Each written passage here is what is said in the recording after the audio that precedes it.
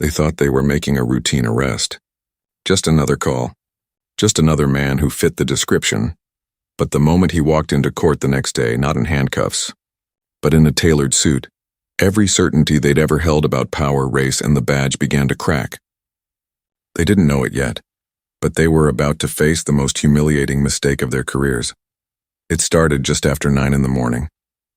The air was cold, crisp, and quiet over the streets of Havenbrook, a mid-sized city that liked to call itself peaceful, though everyone knew it had its corners of unrest. 2 officers, Jack Halden and Lisa Mercer, were sitting in their patrol car, half awake, sipping burnt coffee from paper cups. Dispatch crackled to life. Suspicious male, mid-30s, black navy jacket. Possible involvement in a vehicle break-in near Lexington Street. Lisa barely looked up. Another one? She muttered, rolling her eyes. Jack shrugged. Guess so. Might as well check it out. They weren't rushing. They weren't alarmed. It felt like background noise in another long shift. Then Lisa pointed with her chin. That him? Across the street outside Mason's Bakehouse stood a man, tall, composed, quietly scrolling on his phone, a brown paper bag in one hand, maybe breakfast. He matched the vague description, but then again, half the city could have. Jack parked the car sharply, more out of habit than reason. No lights, no sirens. Lisa was out of the vehicle before the tires even stopped moving. Hey, hands where I can see them, she shouted. The man looked up, startled but calm. Excuse me? He asked. You fit the description of a suspect, Jack added, stepping out, hand brushing his holster. The man blinked, confused. I'm standing outside a bakery waiting for my ride. Lisa smirked. Then you won't mind coming down to the station to clear this up. He opened his mouth to speak, but before he could, Jack was already at his arm, spinning him around, voice rising. You're resisting, he said loudly, making sure everyone nearby heard. A few pedestrians stopped. Phones came out, screens started recording. The man, Aaron Miles, didn't fight back. He didn't shout. He just went silent. They cuffed him anyway. Lisa grinned, whispering to Jack, They all act calm until the cuffs go on. Jack chuckled. Probably another guy with a fake LinkedIn profile and a story about his degrees. They didn't ask for ID. They didn't check the receipt in his bag. They didn't even look at the phone that was still open to an email thread labeled State Review Board. They just shoved him into the back of the car and drove off, joking about how much paperwork it'd take to make it all sound clean. In the cruiser, the air felt heavy. Aaron stared straight ahead through the glass divider. Jack caught his reflection in the mirror. Got anything to say? Aaron's voice was low, steady. I'd like to make a phone call, Lisa snorted. You'll get it after booking. But something about the man's tone wasn't defiant. It was measured, like he was keeping score. It made Jack uncomfortable. He looked again through the mirror. The man's face was unreadable, calm in a way that didn't belong in handcuffs. He wasn't afraid. He wasn't rattled. And he definitely wasn't done. Booking was slow.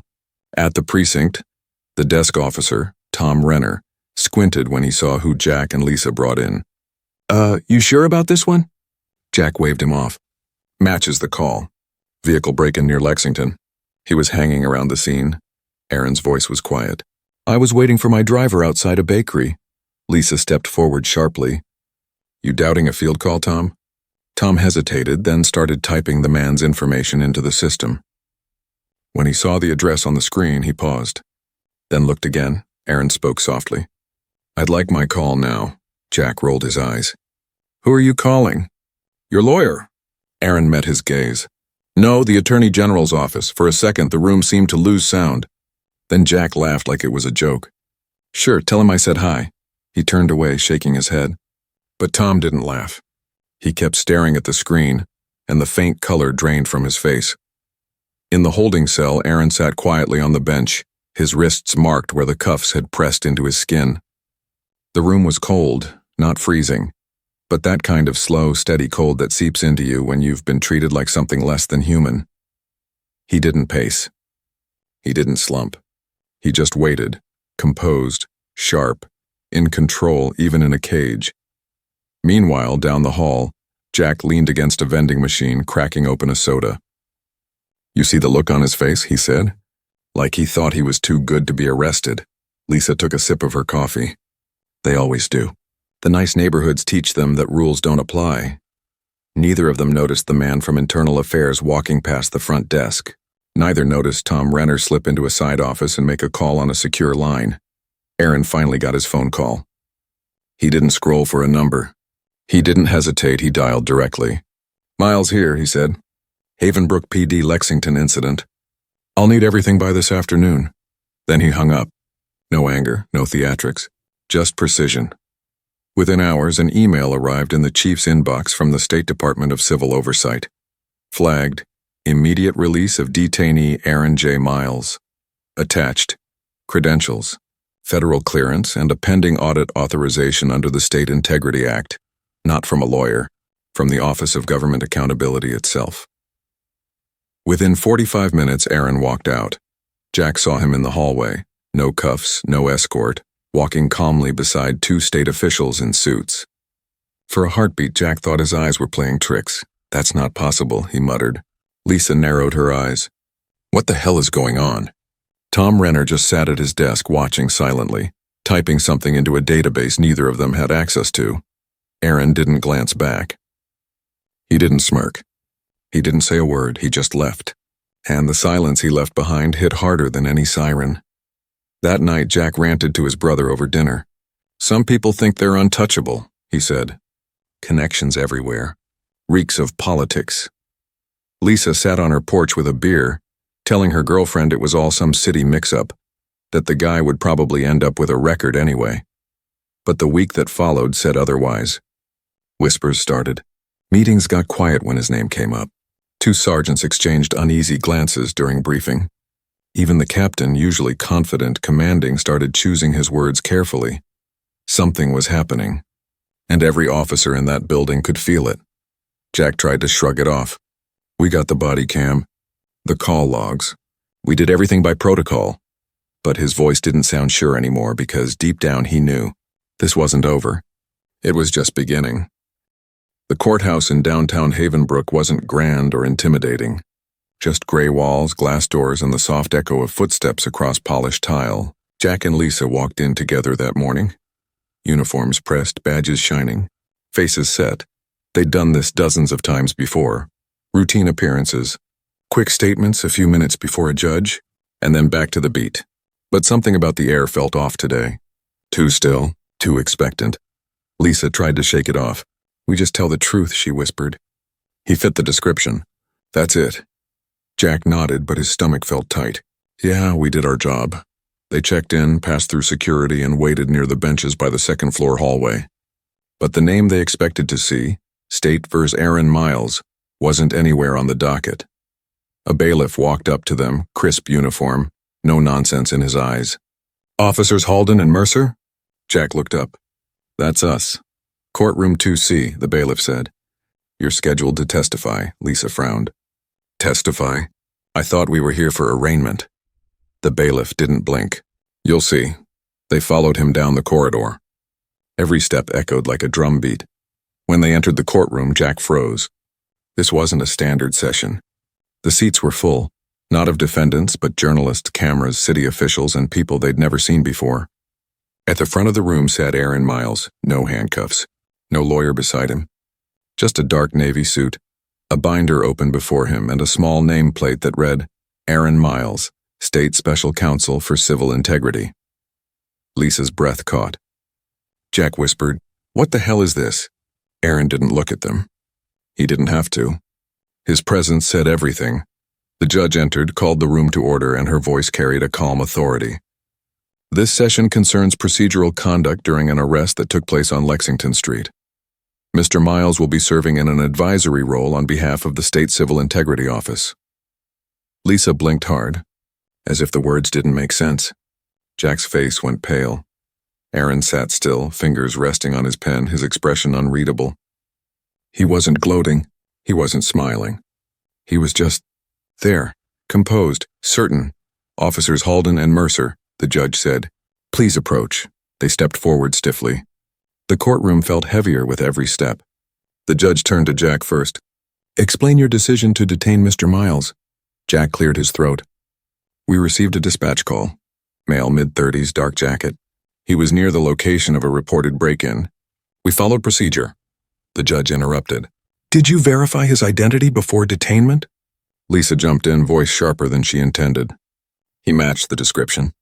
He didn't comply when we gave instructions. For the first time, Aaron moved.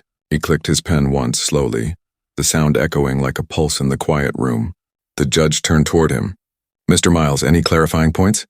He looked up, eyes steady, voice low and clear. In my line of work, he began, I've read hundreds of reports that start the same way. Fit the description. Non-compliant. Acting suspicious. Over time, those reports form patterns. Patterns that speak louder than any single mistake. Lisa shifted uncomfortably. Jack's hands tightened at his sides. Aaron continued. The badge is supposed to stand for protection, not presumption. But when assumptions become routine, the badge becomes a shield for habits no one questions. Lisa opened her mouth to speak, but Aaron lifted a finger, not to her, but to the judge. I'd like to enter a motion to suspend direct testimony, he said evenly. An internal review has been authorized by the State Oversight Board. A hearing will take place in 2 weeks. The courtroom fell silent. Even the journalists stopped scribbling. The judge nodded once. Granted. Jack and Lisa stood frozen. Aaron gathered his papers calmly, placed them in his binder, and stood. He didn't glance at them, didn't throw a single look of triumph their way. He just walked out, the quiet trailing behind him like a verdict. Outside, the cameras followed. Inside, the two officers stood in a silence that felt heavier than guilt. That night, neither of them slept. Jack kept replaying the moment Aaron turned his gaze toward them. Not angry, not vengeful, just deliberate. Lisa kept trying to rationalize it, telling herself it was all politics, all theater. But deep down, both of them knew this wasn't about one mistake.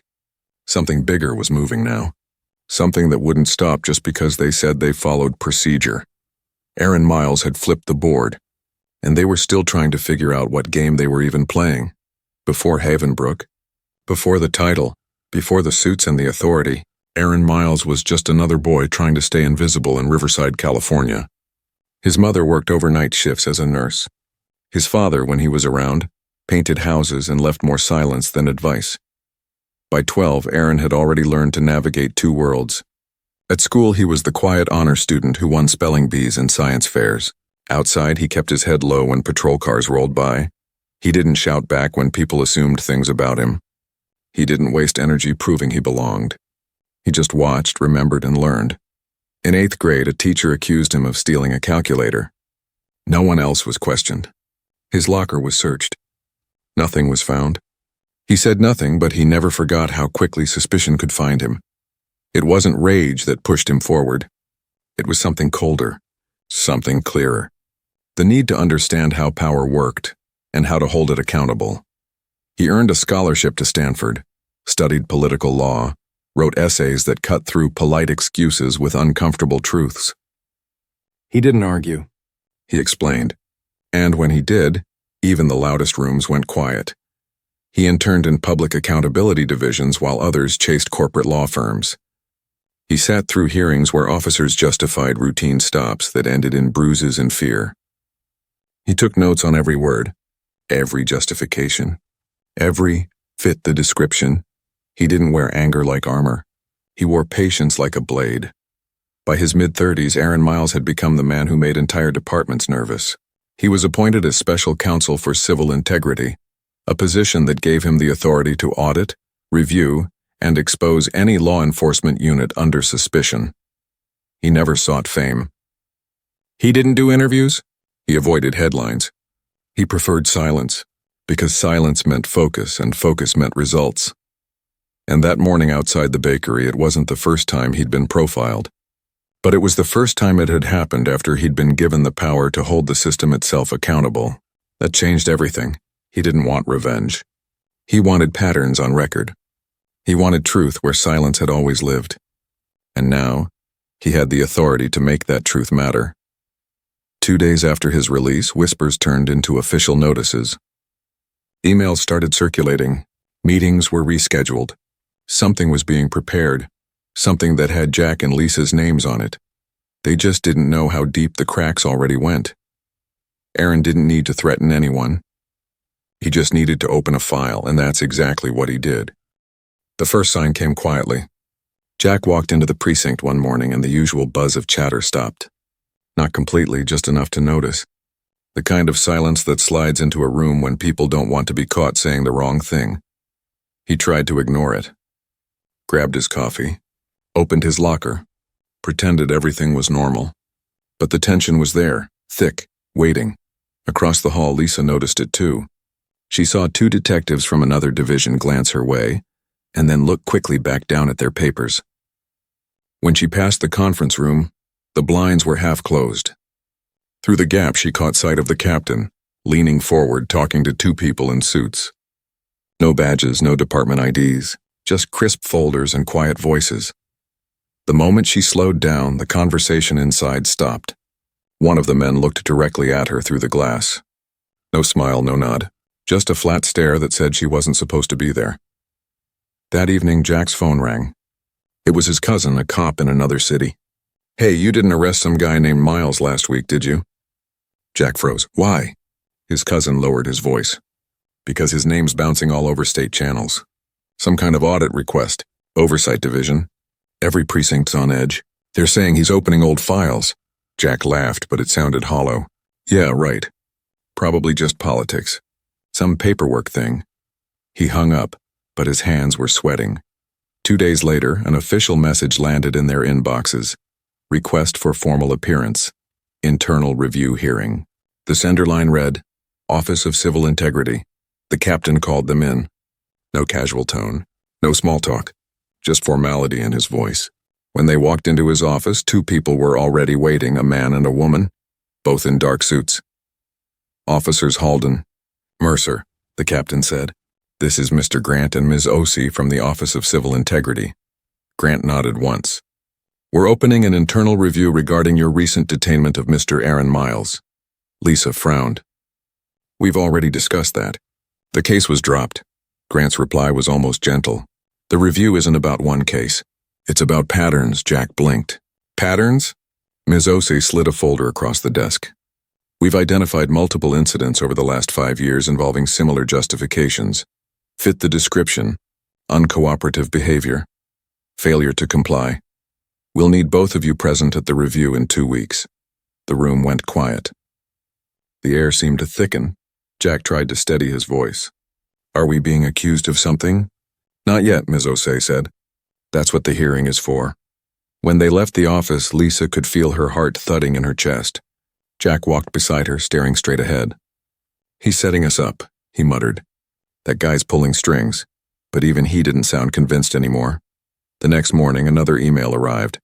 Subject line, Case Review Summary, prepared by Special Counsel A. Miles. Attachments.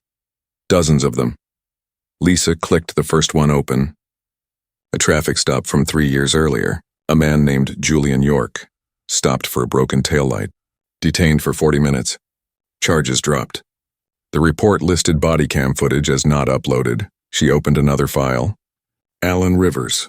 Same wording, same phrasing. Fit the description. Suspicious behavior. Non-compliant tone. She messaged Jack. "Lisa, they're going to make this look like a pattern." "Jack, it is a pattern." She stared at the words he'd typed back, unsure if she wanted to believe them. For the first time, she didn't have a ready defense. Days blurred together until the morning of the hearing arrived. It wasn't held at the courthouse or the precinct. It was in a plain municipal building near the edge of town. Gray walls, fluorescent lights, rows of metal chairs. But every seat was taken. Jack adjusted his tie 3 times before stepping inside. Lisa sat in the hallway, flipping through her folder without reading a word. When they entered the room, Aaron Miles was already there, sitting at the head of the table, calm, focused, ready. He didn't stand when they came in. He didn't need to, Ms. Osei began, her tone neutral. "This review is being conducted under Article 14 of the Civil Integrity Act. Present today are Officers Jack Halden and Lisa Mercer. Under review for alleged misuse of discretionary authority and procedural misconduct." She turned to Aaron. "Mr. Miles, the floor is yours." He opened his folder. Every page was organized, color-coded, highlighted. "This won't be about accusations," he said quietly. "It will be about patterns." He laid a document on the table. Case 1, Julian York, stopped for a broken taillight. Detained for 45 minutes. No charges. No footage. He slid another forward. Case 2, Alan Rivers. Suspected of robbery. No probable cause. Same report phrasing. Another. Case 3. Multiple detainments under vague suspicion with no follow-up reports. Jack tried to steady his voice. We respond to calls. We don't control the descriptions we're given. Aaron didn't look up. But you control how long you hold someone. You control whether you check an ID before you cuff them. You control the words you write into the report. Non-compliant. Fit the description. Matched the call. He finally looked up then, calm and steady. You control your assumptions. Lisa swallowed hard. We acted by the book, Aaron nodded slightly. Then maybe the book needs rewriting. He reached into his folder and pulled out a printed map dotted with red pins. These are all the stops you've conducted in the last 5 years.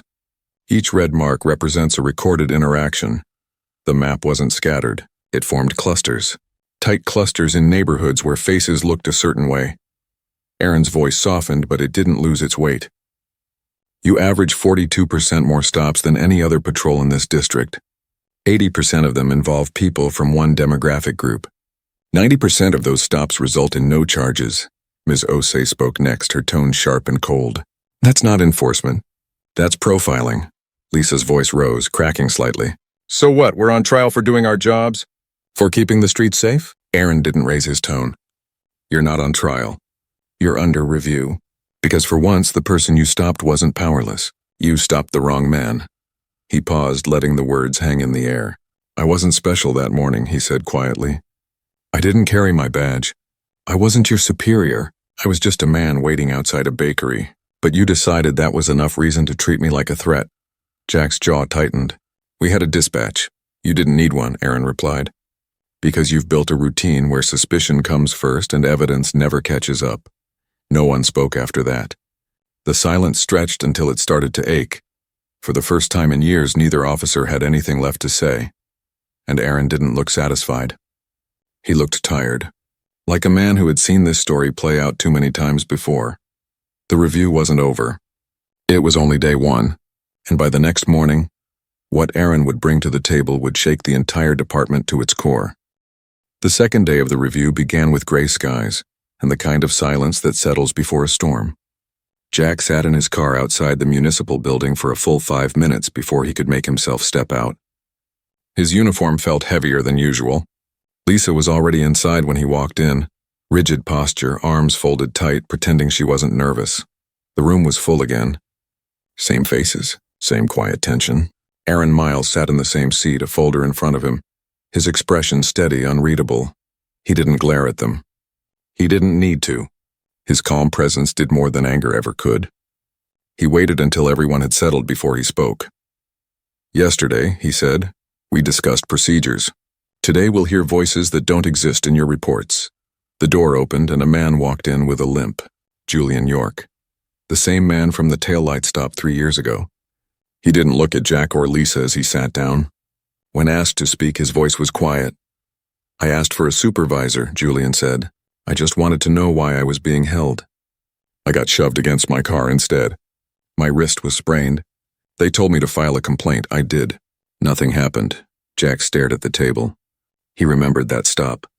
He remembered laughing about how the guy had attitude. Now the memory made his throat close. Next came Alan Rivers, the man mistaken for a robbery suspect. He carried himself with quiet dignity, but his voice cracked when he spoke. I was walking home with my daughter. They told me to get on the ground. She saw it happen. She was 8. She didn't talk for a week. The words hit harder than anything Aaron could have said. Lisa shifted in her seat, trying to look unaffected, but her jaw trembled. One by one, more people came forward. Different names. Same phrases. Each story echoed the same pattern. Vague suspicion, unnecessary detainment, no apology, no accountability. Aaron didn't interrupt. He didn't add commentary. He just listened, pen tapping lightly against the table like a quiet metronome of consequence. When the last witness finished, he looked at Jack and Lisa. Do either of you wish to respond? He asked softly. Lisa finally spoke, her voice rough. We see people at their worst. We can't afford to hesitate when things look dangerous. You don't understand what it's like out there. Aaron nodded slowly. You're right. I don't patrol the streets, but I understand fear. I understand what it does to judgment. The problem isn't fear, it's comfort, Jack frowned. Comfort? The comfort of predictable assumptions, Aaron said. The comfort of believing danger always looks the same. The comfort of never being the one on the ground. The room went still again. Lisa looked away. Jack rubbed a hand over his face.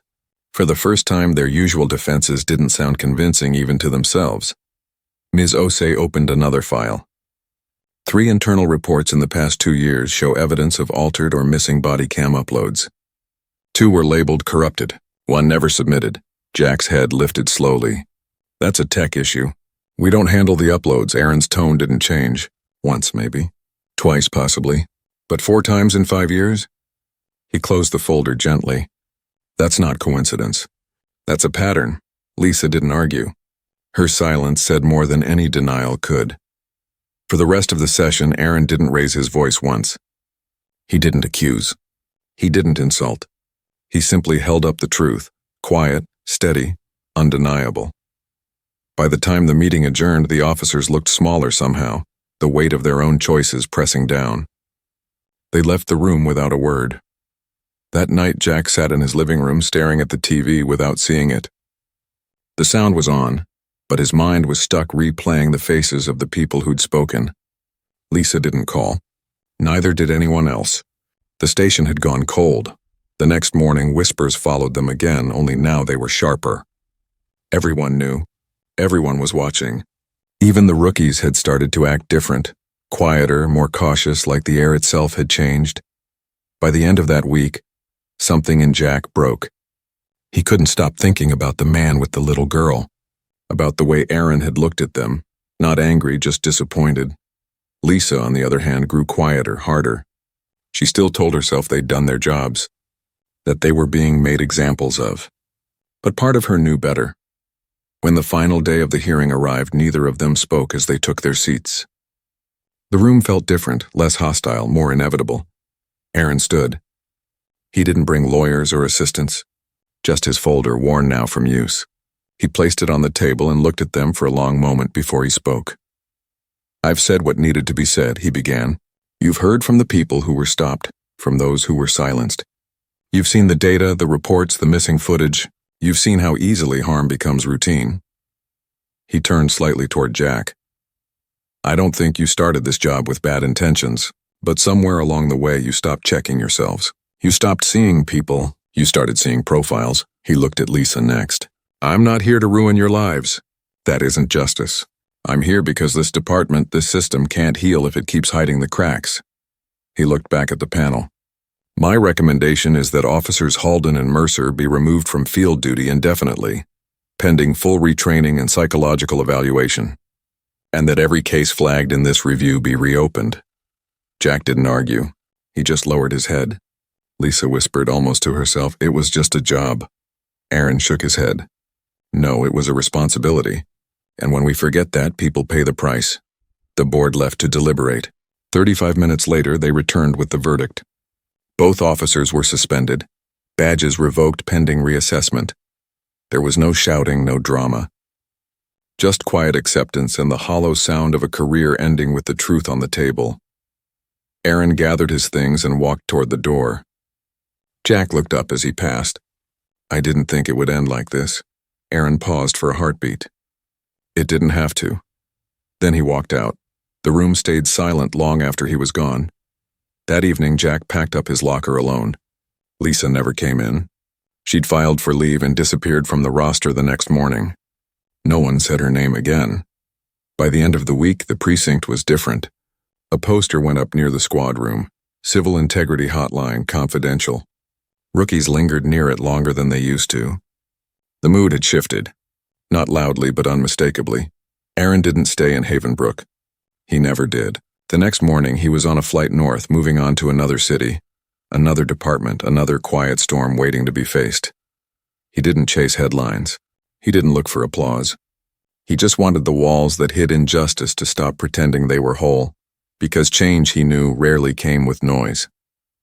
Sometimes it came in silence, in the slow collapse of excuses, in the quiet acknowledgement that power had gone unchecked too long, in the simple moment when someone finally said, This isn't right.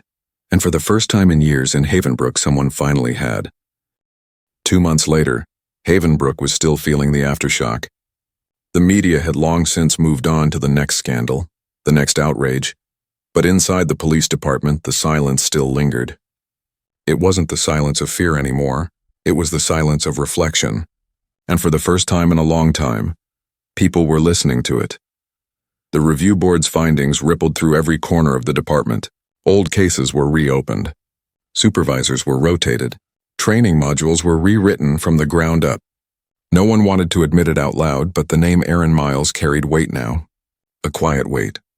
The kind that didn't need shouting. Jack Halden worked in the vehicle impound office now.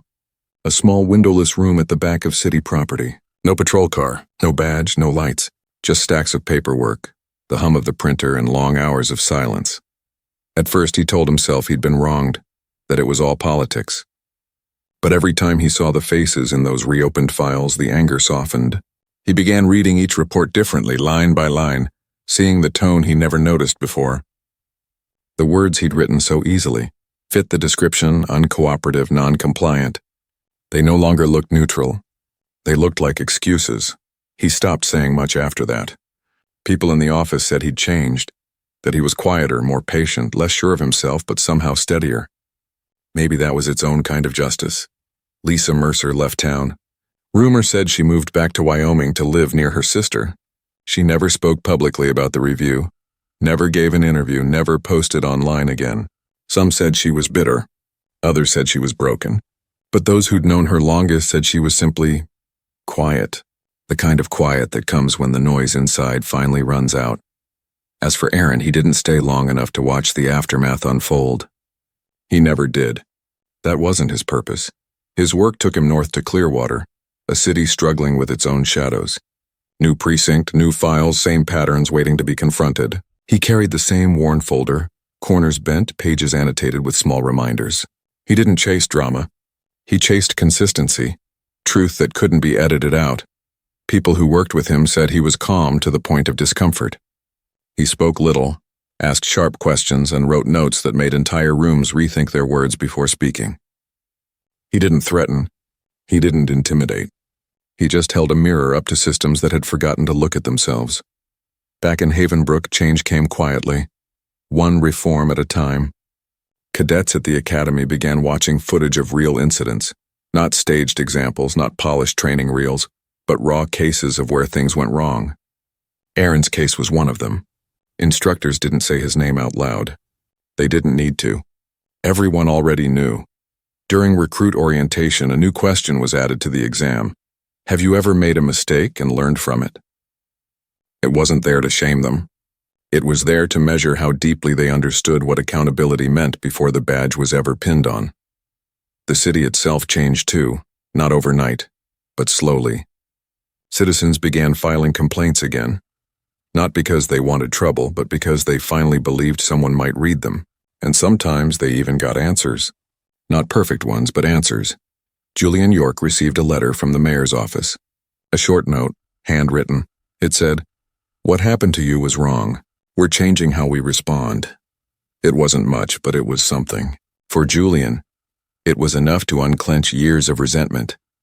Alan Rivers got a call from the city attorney, asking if he'd be willing to sit on a new community board that reviewed citizen police interactions. He said yes, not because he trusted them yet, but because trust had to start somewhere. Even the rookies, the fresh-faced recruits who'd grown up watching stories like this play out online, started to look at their jobs differently. Some of them talked quietly about Aaron in the locker rooms, calling him the man who made the system blink. Others just carried his lessons silently in their work, checking themselves twice before making a call that could change a life, because that was the point all along. Aaron didn't want headlines or applause. He wanted hesitation. That single moment of pause before someone's instinct turned into harm. Change rarely arrives like thunder. It doesn't announce itself with lights or applause. Sometimes it just walks out of a courtroom, briefcase in hand, leaving truth echoing in the hall behind it. And somewhere, in another city, Aaron Miles was already reading a new file, another name, another pattern, another wall ready to crack. He didn't smile, didn't sigh, didn't celebrate. He just turned the page and picked up his pen. Because his job wasn't about punishment. It was about remembering. That power without accountability always ends the same way. And silence only stays safe until someone finally refuses to live inside it. In Havenbrook, people still talked about the man in the navy jacket, who'd stood calm outside a bakery one morning. Some said he was lucky, others said he was brilliant.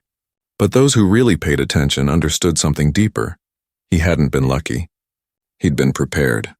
And in a world that had long mistaken silence for weakness, Aaron Miles had turned it into his greatest weapon. That was his legacy. Not revenge, not victory, but change. The kind that didn't need to shout. The kind that stayed. And every time a young officer stopped to think before acting, every time someone paused long enough to see a person instead of a profile, Aaron Miles was there, in the space between decision and understanding, reminding them quietly that justice isn't loud. It's patient. It's persistent. And once it finally arrives, it never leaves.